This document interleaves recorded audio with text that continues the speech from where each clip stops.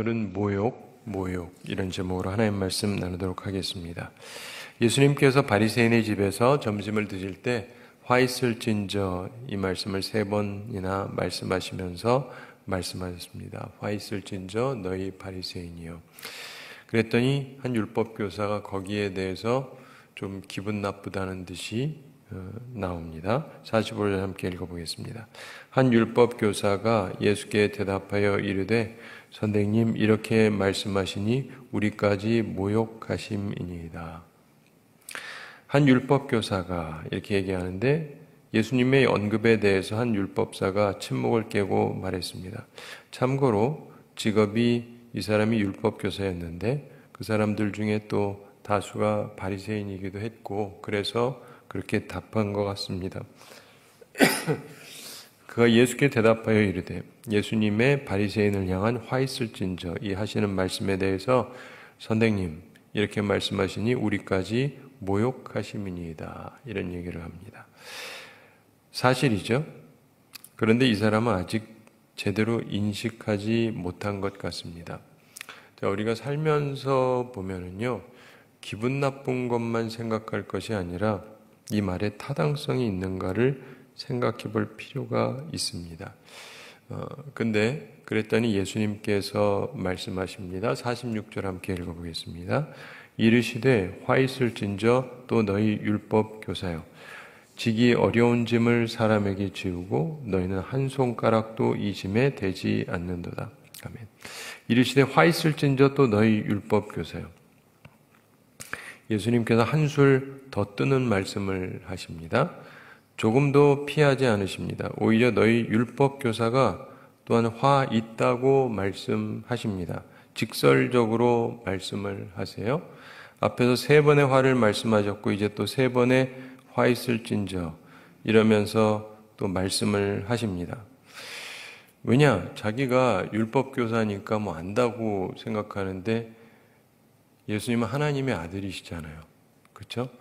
우리 공자 앞에서 문자 쓴다 뭐 이런 표현을 하잖아요. 그래서 번데기 앞에서 주름 잡는다 이런 표현도 쓰고 그러니까 자기 딴에 자기는 아는 사람이다라고 하는데 예수님께서 또 여기서도 직설적으로 얘기하십니다. 지기 어려운 짐을 사람에게 지우고 이것도 사실입니다. 고대 랍비들 그리고 율법사들은 수많은 규정을 만들었어요. 그들의 규정이 사람들에게 어려운 짐이 되었습니다. 그래서 사람들에게 자유와 평화를 빼앗았습니다. 이들은 안식일과 관련해서도 수많은 제약을 가했습니다. 심지어 사람의 생명이 긴급한 상황이 아니라면 치유를 해서는 안 된다 이런 규정까지 만들었어요. 그래서도 예수님을 싫어한 거예요. 예수님이 치유를 하시니까 왜 안식일에 사람을 고치느냐? 우리에게는 왜 주일날 사람을 낫게 하느냐? 아니 주님께서 주일날 교회 예배드리러 왔는데 낫게 해주시면 할렐루야 감사한 거 아닙니까? 그런데 왜 낫게 하냐는 거예요. 참 한심하지 않습니까? 저도 이제 굉장히 원칙주의자인데 법을 잘 지키려고 하긴 하는데 어제 우리 노회가 있었어요. 노회가 있는데 이 규칙부에서 어떤 이제 규칙에 대한 이야기를 합니다. 개정하면서 뭐 이런저런 이야기를 하는데 제가 하고 싶은 말이 굉장히 많은데 그래도 최대한 말을 삼가고 그러나 딱 하나는 얘기해야 되겠다 싶어서 얘기를 했어요. 왜냐하면은 많은 사람들이 법을 만들 때 이 법이 그 다음에 미칠 영향에 대해서 생각을 안 해요. 그냥 하고 끝나는 게 문제가 아니라 그 다음 영향이 있거든요. 생각을 해야 되는데 근데 보니까 다들 뭐 관심도 없으시고 뭐 잘 모르시는데 쉽게 말하면 이런 거예요. 최근에 우리 총회에서 이상한 법을 만들어서 근데 다들 잘 몰라요. 그냥 법 통과할 때 네네네 하고 지나가 버리거든요. 말하자면 목사님이 선교사로 가도 되죠? 제가 선교사로 가도 되죠? 이게 뭔가 문제 있다고 생각하세요? 아니죠? 선교사로 가도 되잖아요. 근데 우리 총회법에 의하면 제가 선교사로 못 가요. 이상하죠? 하여간 그런 법을 만들었어요. 전부터도 있었는데, 그런데 이제 그거를 피하기 위해서 딴 방법을 쓰고 있었는데, 그것까지도 원천 봉쇄를 했어요. 아, 참고로 저는 갈 수 있어요. 전 영어를 잘해서. 근데 그러지 않은 분들은 못 가요. 근데 그게 말이 됩니까? 말 안 되죠. 말도 안 돼요. 근데 다들 몰라요. 그냥 법 만들어 놓고 뭔 법인지도 몰라요. 근데 제가 보니까 빠져나갈 게 하나 우리가 있는데 그거를 그냥 유지시켜 둡시다. 그랬더니 대충 그러면서 우선은 지나갔는데 나중에 어떤 분이 오후에 전화가 왔어요. 자기가 규칙부 뭐 부원인지 실행위원인지 뭐 그러면서 나한테 설명을 하는 거예요. 쭉 얘기하는 걸 보니까 나를 훈계하듯이 얘기를 하는 거예요. 하나도 모른다는 듯이. 그래가지고 이분이 도대체 누군데 이런가? 난 누군지 모르거든요. 나이가 많은가? 뭐 굉장한 사람인가? 모르겠는데 어쨌든 도가 지나치게 그래요.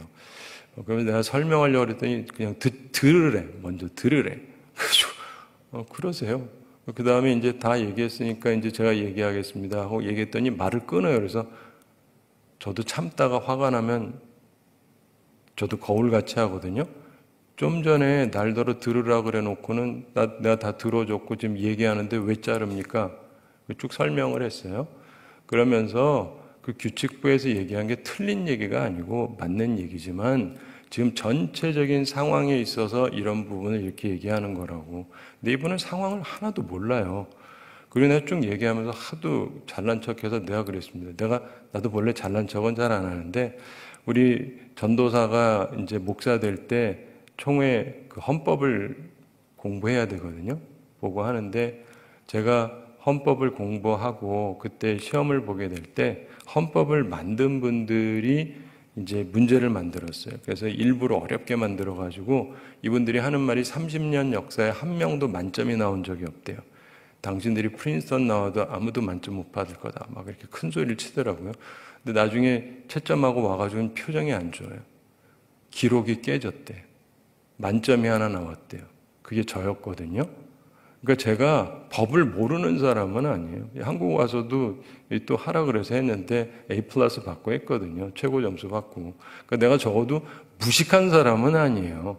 근데 나 그렇다고 그런 얘기를 막 하고 다니지는 않잖아요. 근데 나는 완전 무식한 사람 취급을 해야 되니까. 그래가지고 그러면서 나중에 쭉 설명하고 나서 내가 노회하고 총회 사이에 대회가 있는데 한인 대회장까지 한 사람이라고 노회 위에.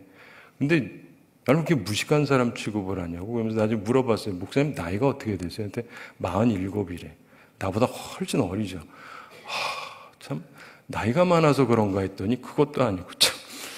그러면서 자기가 그렇게 뭐 안다는 식으로. 그래가지고 참 살다가 보면요 별일들이 많아요. 근데 예수님이 지금 이보다 더 기분 나쁘시죠? 자기가 율법 교사다 이거예요. 그러면서 예수님이 지기 어려운 짐을 왜 사람에게 지우느냐. 여러분 법이라고 하는 건요 사람을 불편하게 만들려고 만든 게 아닙니다. 이게 굉장히 중요한 거예요. 법을 가지고 사람을 옥매려고 하는 게 아니라 사람에게 자유를 주기 위한 거예요.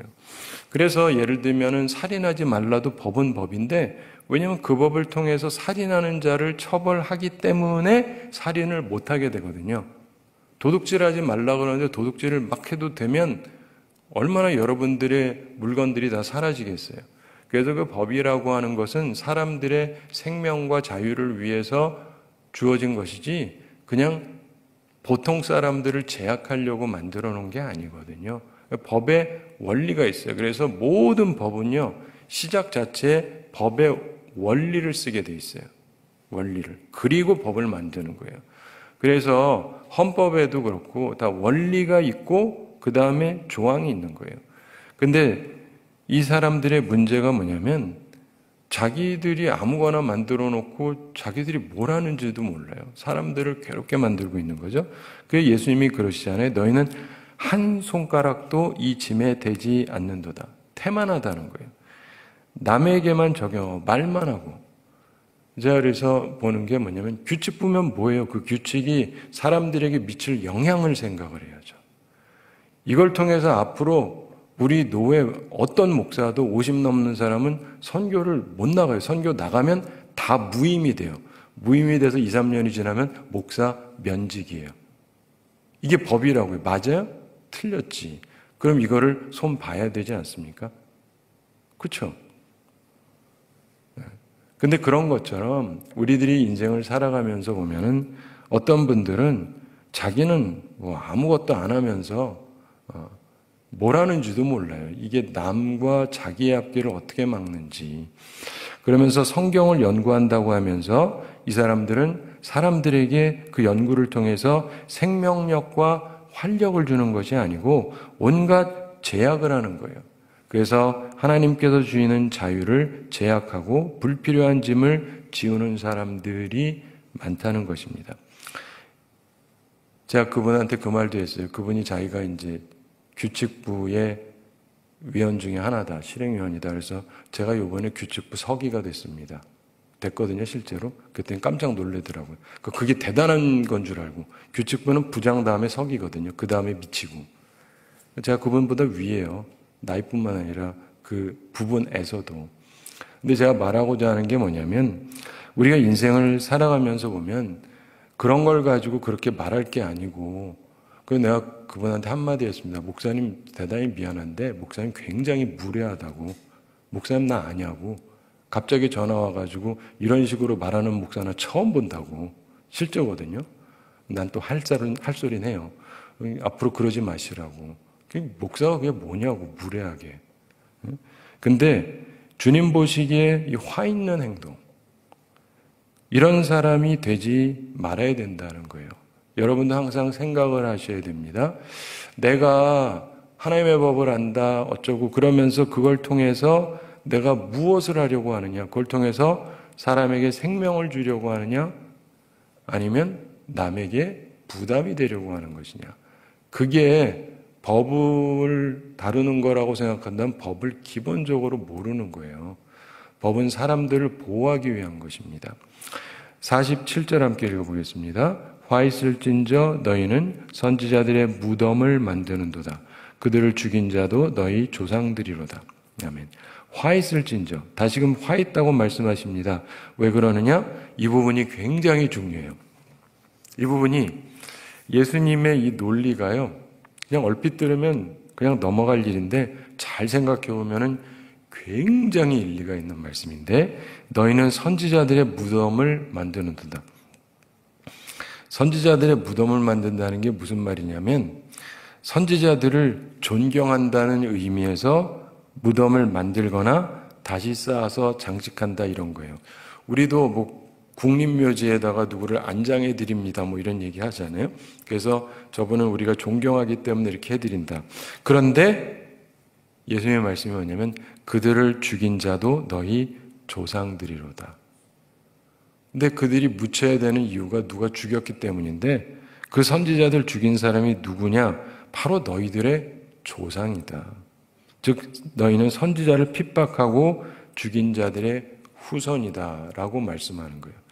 이들은 절대 그렇게 생각하지 않죠. 근데 예수님께서 그들이 알고 있는 팩트긴 하지만 그걸 가지고 전혀 다른 말씀을 하시는 거예요. 그러면서 너 스스로를 잘 생각해 봐라. 네 뿌리가 뭔지. 그러면서 예수님이 너희는 선지자들을 핍박하고 죽인 자들의 후손일 뿐이다.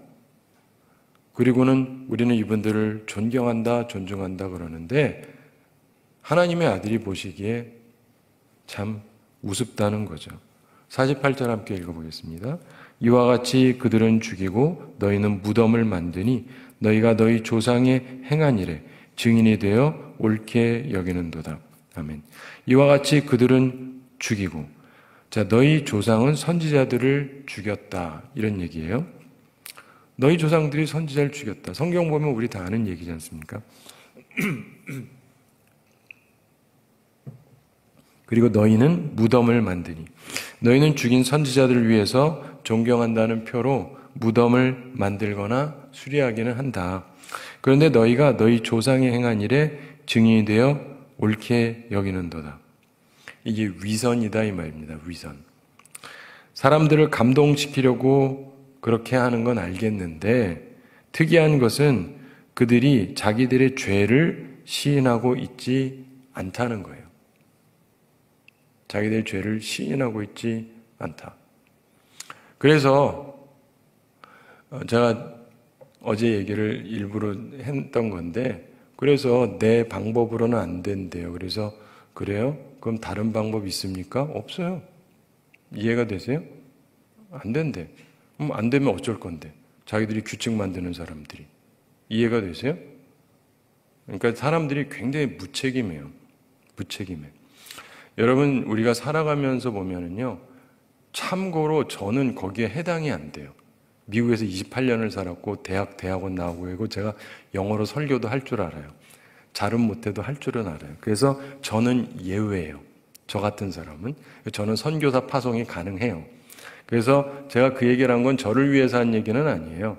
근데 대다수의 다른 분들을 생각을 하면 많은 목회자들이 어떤 일이 있을 때 이분들이 해외 선교를 갈 수도 있고 가는 분들도 많은데, 이걸 원천적으로 막으려고 하는 세력이 있고 이것이 이미 통과가 됐어요. 그럼 뭔가를 해야 되잖아요. 아무도 아무 일도 안 해요. 제가 작년에도 그 얘기를 얘기했었는데 아무도 안 하더라고요. 그래서 총회는 못 막더라도 우리 노회만이라도 그런 일이 없기 위해서는 이 방법이라도 쓰는 게 낫겠다 해가지고 고민하면서 얘기한 거예요. 그러니까 제가 말한 대로 일단은 됐어요. 그래서 다행이기는 한데, 근데 여러분, 우리가 살면서 기억을 해야 되는 게 뭐냐면 많은 사람들이 아무 대책이 없어요. 아무 대책이 없어요. 그럼 안 되기만 한데 그럼 뭐 어쩌겠다는 거예요. 그게 남의 일이라서 그러나 본데 자기 일이 안 된다는 보장이 없죠. 나야말로 난 괜찮아요. 그렇지만 다른 사람을 보면 그게 아니잖아요. 그리고 하나님의 일을 전체적으로 생각해 보십시오. 왜 목사가 선교사로 가면 안 돼요? 말도 안 되는 얘기잖아요. 근데 그런 식으로 만들어 놓는 정치 세력이 있어요. 우리 교단 위해서 기도 많이 해야 돼요.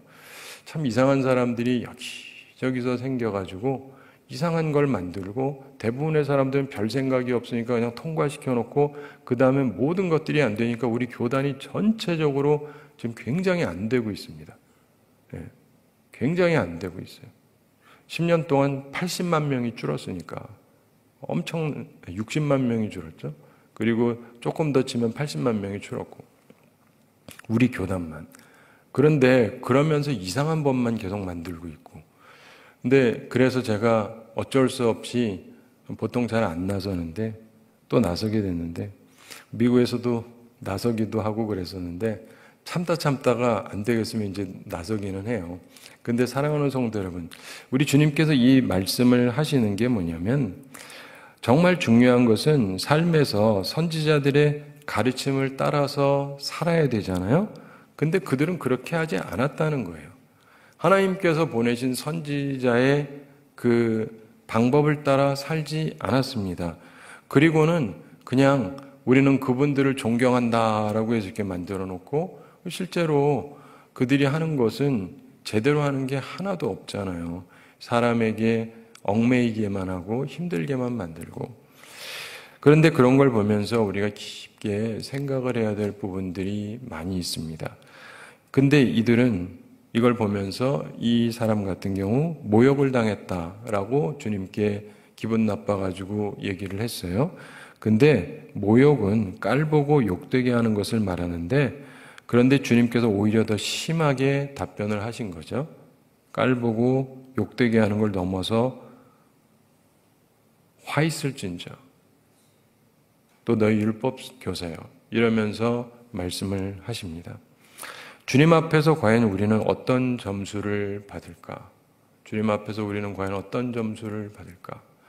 제가 어제 우리 부목사님들도 이제 있으면서 말씀을 드렸는데, 제가 노회 가서 한 번도 말 안 하다가 처음으로 말했는데 저를 위한 발언이 아니에요.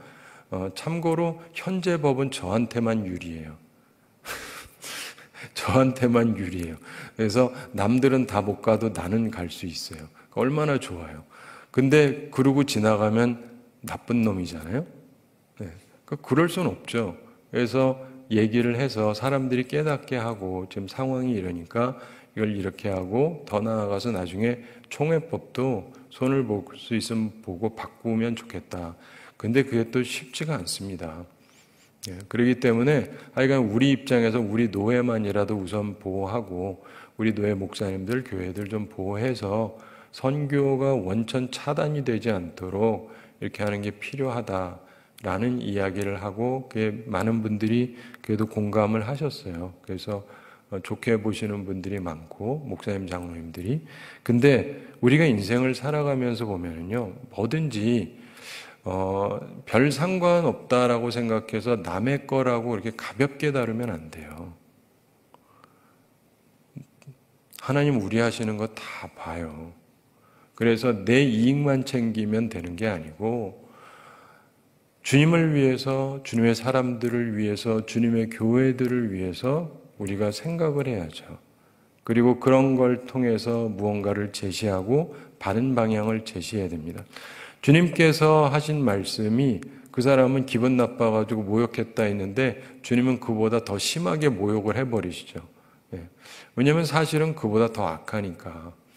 사실 그 선지자들이 했던 그런 것들을 따라오지도 않고 그때 그 선지자들을 죽였던 그 조상들을 닮아서 이제는 예수님까지도 죽여버릴 텐데요. 뭐 좀 있으면. 그렇죠? 그러므로 우리는 스스로의 모습을 잘 돌이켜봐야 됩니다. 제가 이 얘기 왜 하냐면 우리들도 그럴 수 있어요. 제가 말씀드렸잖아요. 이 사람들이 소위 안 믿는 사람들이 아니었다니까요. 다 믿는 사람들이었어요. 그리고 잘 믿겠다고 하는 사람들이고 성경도 자기 딴에 많이 안다고 생각을 하고 법도 많이 안다고 생각하고 근데 이들은 하나님의 아들을 잡아 죽였습니다. 하나님의 아들을 잡아 죽였어요. 근데 그런 모든 것들의 가장 큰 문제가 뭘까 생각해 보신 적 있습니까? 그게 뭐냐면 혹시 내가 틀린 게 있지 않을까? 이 생각을 안 해서 그래요. 여러분 항상 그 생각하셔야 돼요. 내가 틀렸을 수도 있다. 이게 겸손이에요. 우리는 하나님이 아니잖아요. 하나님이 우리를 사랑하긴 하지만 우리 나름대로 판단력이 있고 그렇긴 하지만 내 판단이 다 옳을 수는 없잖아요. 그 생각 정도는 해야 돼요. 그래도 우린 나름대로 고집이 있고 생각이 있고 내가 옳다고 생각하는 바가 있거든요. 근데 내가 틀렸을 수 있다는 생각을 항상 하셔야 돼요. 그래야 내가 더 좋아질 수가 있고 좋은 의미의 변화가 될 수 있어요. 안 그러면요, 아집만 늘게 돼요. 아집만 늘게 돼요. 그래서 제가 언젠가 한번 말씀드렸는데 전 옛날에 굉장한 원칙주의자였습니다. 그러다가 어떤 목사님을 뵙고 서울대 법대 나오신 분인데 이분이 법에 대해서 얘기하면서 제가 못 듣던 얘기를 한마디 하는데 그 얘기를 듣고는 제 생각에 전환이 왔어요. 그분이 무슨 얘기를 하냐면 법을 적용할 때 기억해야 되는 것 중에 하나가 뭐냐면 억울한 사람 만들면 안 된다. 그렇죠? 법이요! 했는데 그래서 누굴 억울하게 만들면 여러분 같으면 좋겠습니까? 아니죠? 근데 우리는 법을 집행한다 그러면 때로 억울한 사람을 만든다. 근데 난 그런 생각을 해본 적이 없어요. 그냥 법 집행하면 된 거 아니에요? 근데 그게 아니고 억울한 사람을 만들지 않도록 조심해야 된다. 근데 저한테는 이게 굉장히 새로운 부분이었어요. 그러면서 너무 오래 끌어도 안 되고 너무 함부로 해도 안 되고 왜냐하면 어려움에 있는 사람한테 내가 좀 생각해 볼 테니까 기다려라 그러고 너무 오래 끌어도 이 사람도 힘들고 그렇다고 그냥 아무렇게나 결론을 내버리면은 이게 제대로 된 결론이 안 나올 수 있고 그러니까 신중하긴 해야 되는데 너무 끌어도 안 되고 그러니까 잘 생각하되 그러면서 누군가를 억울하게 만들지는 말아라. 근데 그 말이 참 이 일리가 있더라고요. 저는 신학교 다닐 때 저에게 또 변화를 줬던 어떤 교수님의 얘기가 있었는데 그분이 이런 특이한 얘기를 했어요. 우리들 모두 우리가 하나님이 아니라는 걸 알고 부족하다는 걸 아는데 근데 신학생들만 해도 다 지고집이 있다는 거예요. 다 그래요. 전도사님들도. 자기 생각 고집이 다 있어요. 그래가지고 자기 걸로 판단한다는 거예요. 아니 내가 부족하다고 하면서 왜 내 생각하고 안 맞는 거는 무조건 안 받으려고 하느냐. 그 말도 듣고 보니까 일리가 있더라고요. 해서 진짜 그런가 좀 생각해 봐야 되겠다 해서 이런저런 얘기들이 있으면은 생각이라도 해보는 거죠, 최소한. 그리고 그게 괜찮으면 나를 바꾸고. 전 계속 그러고 살아갑니다. 옛날부터 지금도 앞으로도 그러려고 하는데 그렇게 하다 보니까 제 딴에 느끼는 거는 전보다 조금씩 나아지는 것 같아요, 사람이. 인격적으로도 그렇고 생각하는 것도 그렇고 조금씩 더 나아지는 것 같아요. 근데 내가 누구보다 옳다 이렇게 생각하는 순간 그걸로 나는 끝장나는 거예요, 누구든. 그러니까 그렇게 생각하지 마시고 우리는 하나님이 아니기 때문에 하나님의 자리에 서려고 해도 안 되고 내가 부족한 게 있다라는 걸 생각했더라면 이 바리새인도 그렇고 율법교사도 그렇고 예수님의 말씀을 들으면서 깊게 깨닫고 변화가 됐을 거예요. 근데 자기 아집으로 있는 사람은 죽이고 싶어 하죠. 예. 그러므로 우리는 어떤 사람인가를 잘 생각해 봐야 됩니다. 사랑하는 성도 여러분, 아집으로 살지 마시고요. 내가 다 옳다 이렇게 생각하지를 마세요. 내가 틀릴 수도 있다는 생각 정도는 조금 항상 염두에 두세요. 그럼 모든 관계에서 그래요. 내가 틀렸을 수 있다. 내 생각이. 왜냐하면 내가 하나님이 아니잖아요. 내가 모든 걸 아는 사람이 아니잖아요. 우린 전제한 사람이 아니거든요. 그렇기 때문에 모든 걸 아는 게 아니기 때문에 내 딴에는 이게 물론 최선이죠. 그렇지만 여기에 틀린 것이 있을 수도 있다. 그래서 하나님께서 개입하실 수 있는 여분을 남겨둬야 돼요. 하나님께서 바꿔주시면 바꿔야 돼요. 언제든지. 이걸 여러분들이 갖고 있어야 되고 예수님 당시에 많은 사람들의 문제는 낡은 가죽 부대 같은 거예요. 탄력이 없어요. 그러니까 예수님의 말씀을 못 받아들였죠. 근데 우리가 탄력성을 가지려면 내가 다 맞는 게 아닐 수 있다. 내가 틀린 것일 수 있다. 내가 배워왔던 것 중에 부족한 것이 있을 수 있다. 그래서 그렇다고 아무거나 막 받아들이라는 건 아니지만 진짜 주님께서 말씀해 주시는 옳은 말씀은 받을 필요가 있잖아요. 그래야 내가 개선이 되고 더 좋아지거든요. 이걸 생각하면서 복되게 살아가는 우리들이 되길 바라고 좀 기분 나쁘다고 해서 모욕이다라고 느끼지 말고 온전하게 살아가게 되기를 바랍니다. 제가 사실은 어제 어떤 분 얘기를 했지만 한편으로는 굉장히 기분 나쁘면서도 또 한편으로는 이런 생각도 해봤어요. 짧은 시간에 얘기를 해야 되기 때문에 저렇게 오해하는 분도 있을 수 있겠구나. 그래서 이게 아무래도 좀 많은 것들이 필요하구나 하는 걸 생각을 해봐요. 사랑하는 성도 여러분, 모든 곳 속에서요 기분 나쁜 것만 생각하지 말고 기분 나쁜 건 기분 나쁜 거지만 살짝 옆으로 놓고 잘 생각을 해보셔야 돼요. 그러면서 제가 쭉 얘기했더니 이분이 미안하다 그러면서 자기가 잘 몰랐다고 시간이 충분했으면 좀 알아들었을 텐데 그랬다고 끝내더라고요. 근데 여러분도 항상 살면서 삶 속에서 여러분들이 어떤 상황을 맞든지 간에 주님이 나한테 가르쳐 주시는 부분이 있을 때 기분 나빠하지 말고 나를 개선을 해야 돼요. 그래서 복되게 살아가는 우리 모두가 되기를 바랍니다. 우리 함께 기도하겠습니다. 사랑의 하나님 아버지, 우리를 사랑해 주셔서 감사드립니다. 우리를 주의 사람으로 만들어 주심을 감사드립니다. 교사가 되어서 사람들에게 어려운 짓만 지우려 하지 않았는지, 과거에 목회자가 어려움 당했다고 슬퍼하지만 사실 함께 괴롭히던 자가 아니었던 것인지, 우리가 주님께 칭찬받는 사람이 될 수 있도록 스스로를 변화시킬 수 있게 하여 주시옵소서.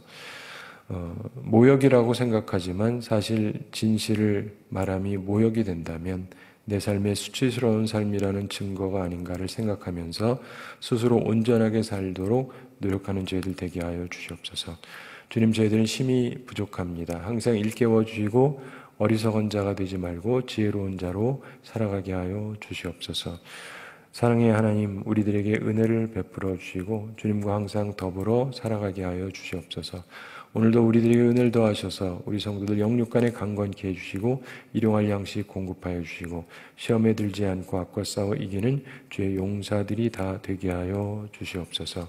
주님, 오늘도 저희들과 함께 해주시고 주님과 함께 동행하면서 주님의 판단을 가지고 주님이 보시는 시각을 가지고 온전하게 승리하며 살아가게 하여 주시옵소서.